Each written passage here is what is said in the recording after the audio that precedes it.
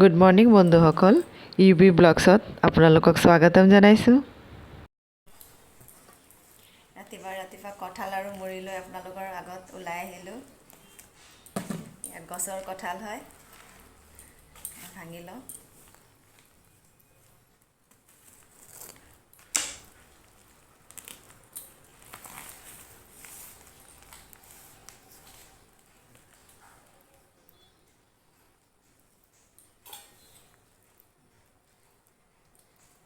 কঁঠালখিনি ভাল দেই।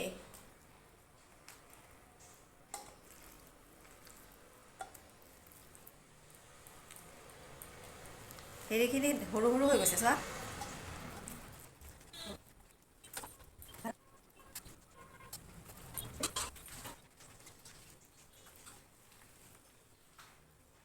গোটেইখিনি বাছি লওঁ।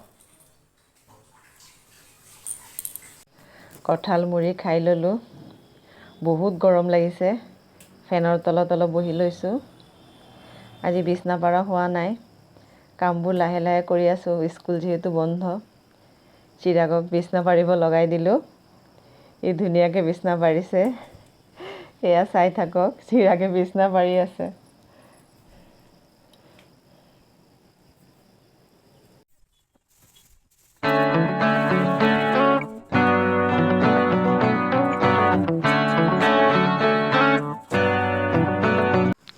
দুপৰীয়া খোৱা বোৱাৰ পিছতে চিৰাগে ক'লে কেক খাব। মায়ে মোক কেক বনাই দিয়া। ভাবিলোঁ এটা কেক বনাই লওঁ। এয়া কেক এটা বনাই লৈছোঁ। মোৰ বেলেগ এটা ভিডিঅ'ত মই দেখাম মই কেনেকৈ কেক বনাওঁ বাৰু। আজি আপোনালোকক দেখুওৱা নাই। এয়া মোৰ ৰেডি কেক। ঘৰতে চকলেটৰ পেকেট এটা আছিলে, ভাবিলোঁ এইখিনি অলপ লিকুইড বনাই লওঁ। চকলেটৰ লিকুইড এটা বনাই লৈছোঁ। বনাই মই কেকৰ ওপৰত দি দিছোঁ। চকলেট কেকৰ ফ্লেভাৰটো আহিব। চিৰাগে চকলেট কেক খাই খুব ভাল পায়, ভাবিলোঁ তেনেকৈ বনাই দিওঁ, সি খাই ভাল পাব।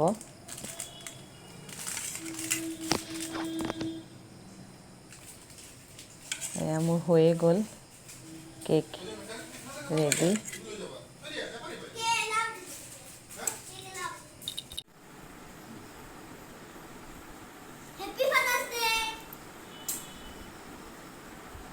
আচলতে এই সৰু সুৰা মুহূৰ্তবোৰ ল'ৰা ছোৱালীৰ লগত কটাবলৈ সঁচাকৈ খুব ভাল লাগে।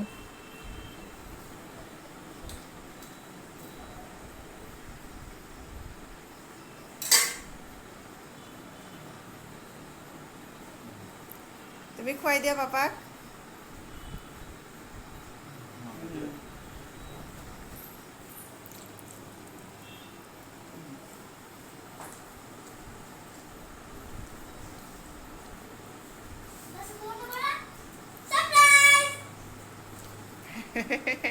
দেখাই দিয়াচোন।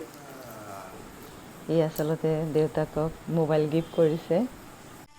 আজি ৰাতিৰ সাজত ৰুটি, লগতে অলপ দৈ পনীৰ বনাইছোঁ আৰু অলপ ধুন্দুলি ভাজি লৈছোঁ।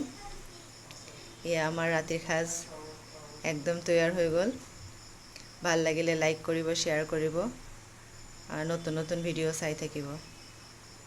আজিলৈ ইমানখিনি। শুভৰাত্ৰি।